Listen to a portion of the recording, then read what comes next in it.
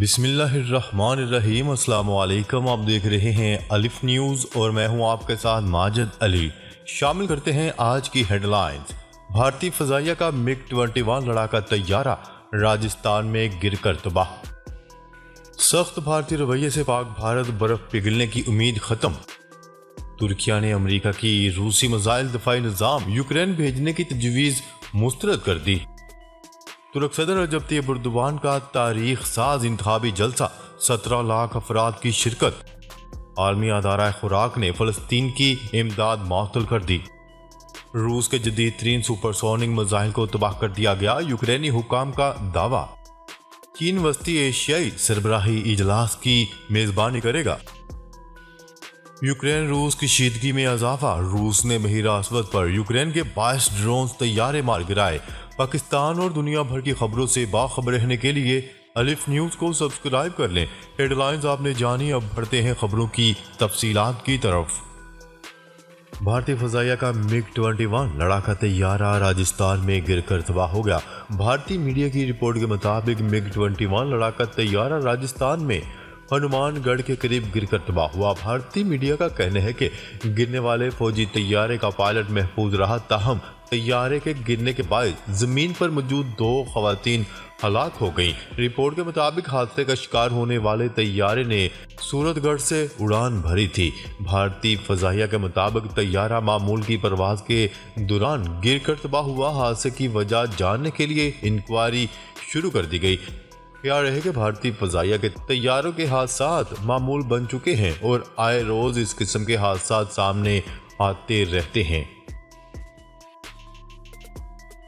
خبر کے اگلے حصے میں بات کرتے ہیں۔ سخت بھارتی رویے سے پاک بھارت برف پگھلنے کی امید ختم۔ پاکستان کے وزیر خارجہ بلاول بھٹو کے دورہ بھارت پر غیر ملکی میڈیا نے بھارتی رویے کو شدید تنقید کا نشانہ بناتے ہوئے لکھا کہ اس نے دونوں ممالک کے مابین برف پگھلنے کی امید ختم کر دی۔ بھارت میں ہونے والی کانفرنس میں شرکت کرنا پاکستان کے مفاد میں تھا۔ سربراہی اجلاس پاک بھارت مفاہمت کے بارے میں نہیں تھا۔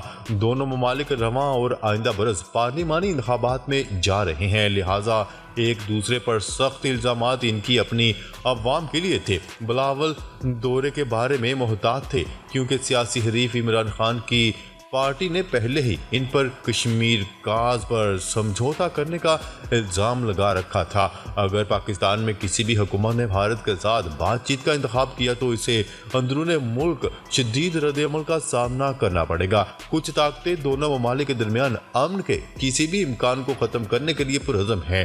ہندوستانی وزیر خارجہ کے سخت الفاظ کے باوجود پاکستانی تاجر برادری پر امید ہے کہ تجارت دوبارہ شروع ہو جائے گی۔ انتہائی الزامات کا مطلب یہ امکان ہے کہ وزیر اعظم شہباز شریف جولائی میں رہنماؤں کی سربراہی اجلاس کے لیے بھارت کا دورہ نہیں کریں گے۔ بلاول بھٹو زرداری کے دورہ بھارت پر امریکی، برطانوی، جرمن اور بھارتی میڈیا نے تفصیلی تجزیے لکھے ہیں۔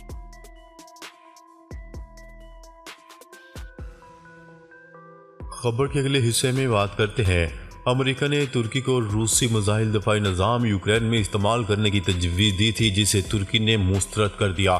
عالمی میڈیا کی رپورٹ کے مطابق ترک وزارت خارجہ کے حوالے سے بتایا گیا کہ امریکہ نے ترکی میں موجود S-400 روسی میزائل دفاعی نظام یوکرین میں استعمال کرنے کی تجویز دی تھی، جسے ترکی نے مسترد کر دیا۔ ترک وزیر خارجہ کا کہنا ہے کہ امریکہ نے ہم سے روسی دفاعی نظام S-400 کو یوکرین بھیجنے کا کہا تھا، جس پر ہم نے انکار کر دیا کیونکہ یہ تجویز ترکی کی خود مختاری کی خلاف ورزی کرتی ہے۔ وزیر خارجہ نے یہ بھی بتایا کہ امریکہ نے یوکرین کو یہ بھی تجویز پیش کی تھی کہ وہ یوکرین روس جنگ کے تناظر میں اس میزائل دفاعی نظام کا کنٹرول امریکہ یا یوکرین سمیت کسی دوسرے ملک کے حوالے کر دے، لیکن انقرہ بارہا کہہ چکا ہے کہ ترکی نے S-400 میزائل دفاعی نظام کو قومی سلامتی کے لیے خریدا ہے اور کسی دوسرے ملک کو اس میں مداخلت کا حق حاصل نہیں۔ واضح ہے کہ 2017 میں امریکہ سے فضائی دفاعی نظام خریدنے کی طویل کوششیں بے سود ثابت ہونے کے بعد ترکی نے روس کے ساتھ جدید ترین S-400 نظام کے حصول کے لیے معاہدہ کیا ہے۔ خبر کے اگلے حصے میں بات کرتے ہیں ترکیہ کے صدر رجب طیب ایردوان کے انتخابی جلسے میں 17 لاکھ افراد نے شریک ہو کر نیا ریکارڈ قائم کر دیا۔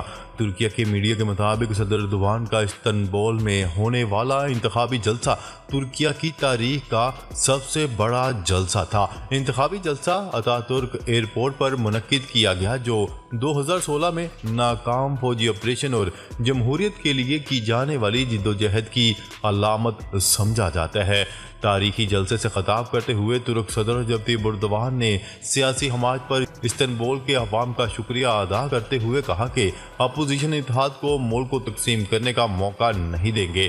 صدر ایردوان نے مزید کہا کہ 17 لاکھ افراد کا اجتماع مغربی میڈیا کی مجھ پر اور ترکیہ پر کی جانے والی تنقید کا منہ توڑ جواب ہے۔ انہوں نے اپنی حکومت کے ترقیاتی کاموں اور منصوبوں کی ویڈیو بھی جلسے کے شرکاء کو دکھائی اور انتخابات جیتنے کی صورت میں مہنگائی میں کمی، تنخواہوں میں اضافے اور عوام اور ملک کے لیے ترقیاتی منصوبوں کا وعدہ کیا۔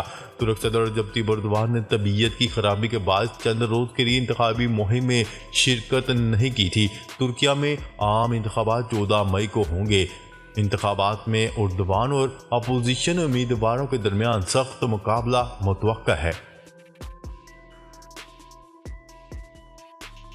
خبر کے اگلے حصے میں بات کرتے ہیں عالمی ادارہ خوراک نے فلسطین کی امداد معطل کر دی۔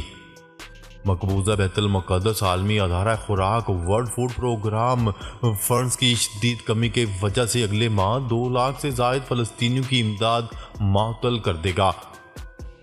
عالمی میڈیا کی رپورٹ کے مطابق یہ فلسطینی خطوں کے لیے WFP کے ڈائریکٹر نے کہا کہ فنڈنگ کی شدید قلت کے باعث ادارہ محدود وسائل میں اضافے کے لیے فلسطینیوں کی خوراک کی امداد روک رہا ہے۔ WFP اگلے ماہ جون سے 2 لاکھ سے زائد فلسطینیوں کی خوراک کی امداد معطل کرنا شروع کر دے گا، جو کہ ادارے کی موجودہ امدادی خوراک کا مجموعی 60% ہے۔ غذائی قلت سب سے زیادہ متاثرہ خاندان غزہ اور مقبوضہ مغربی کنارے میں ہیں، جہاں خوراک کے عدم تحفظ اور غربت کی شرح سب سے زیادہ ہے۔ WFP فلسطینیوں کو $10.30 کا ماہانہ واچر اور کھانا فراہم کرتا ہے، تاہم اگلے ماہ امدادی خوراک کی معطلی سے یہ دونوں پروگرامز بند ہو جائیں گے۔ واضح رہے کہ فلسطینی اور اقوام متحدہ کے ریکارڈ کے مطابق غزہ، جو کہ 2007 سے حماس گروپ کے زیر انتظام ہے، 2,30,000 فلسطینیوں کا گھر ہے، جن میں سے 45% بے روزگار ہیں اور 80% کا انحصار بین الاقوامی امداد پر ہے۔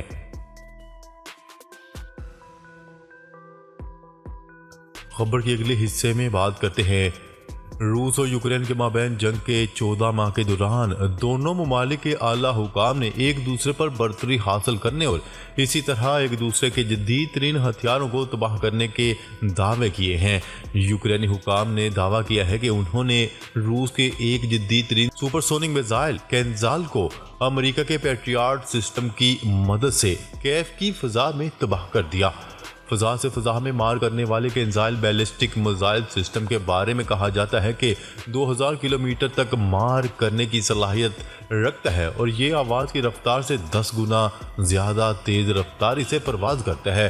CNN نے اتوار کو امریکہ، برطانیہ اور یوکرین کے 5 باخبر ذرائع کے حوالے سے اعتراف کیا کہ الیکٹرانک جنگ میں روس کے اقدامات کی وجہ سے ہیمرس میزائل سسٹم کی مانند GPS کے ذریعے کنٹرول کیے جانے والے گائیڈڈ ہتھیار ناکارہ ہو گئے ہیں۔ ہیمرس سسٹم 80 کلومیٹر کے فاصلے تک ہدف کو نشانہ بنا سکتا ہے اور یہ ہتھیاروں کا ایک پیچیدہ ترین سسٹم ہے کہ جو امریکہ نے یوکرین پر روس کے حملے کے وقت سے کیف کو فراہم کیا ہے۔ خبر کے اگلے حصے میں بات کرتے ہیں چین وسطی ایشیائی سربراہی اجلاس کی میزبانی کرے گا۔ چین چائنا سینٹرل ایشیا سمٹ کی میزبانی کرے گا۔ یہ 2 روزہ سربراہی اجلاس 18 مئی کو ہوگا۔ روسی خبرساز ادارے کی رپورٹ کے مطابق چین کی وزارت خارجہ کی ترجمان نے کہا کہ چین وسطی ایشیا سربراہی اجلاس 19 سے 18 مئی کو صوبہ شانسی کے شہر زیان میں ہوگا۔ فورم کی قیادت چینی صدر شی جن پنگ کریں گے۔ سربراہی اجلاس میں قازقستان، کرغستان، تاجکستان، ترکمانستان اور ازبکستان کے رہنما شرکت کریں گے۔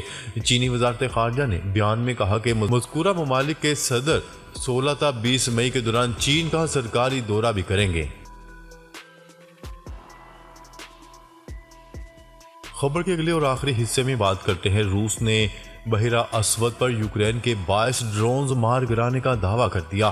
ماسکو سے خبرساز ایجنسی کی رپورٹ کے مطابق روسی وزارت دفاع نے کہا ہے کہ بحیرہ اسود پر دیکھے جانے والے 22 یوکرینی ڈرونز مار گرائے۔ ماسکو سے روسی وزارت دفاع کا کہنا تھا کہ یوکرین کے علاقے باخموت میں روسی فوج کی پیش قدمی جاری ہے۔ روسی وزارت دفاع کے مطابق باخموت میں روسی فوج نے 2 اور علاقوں پر قبضہ کر لیا۔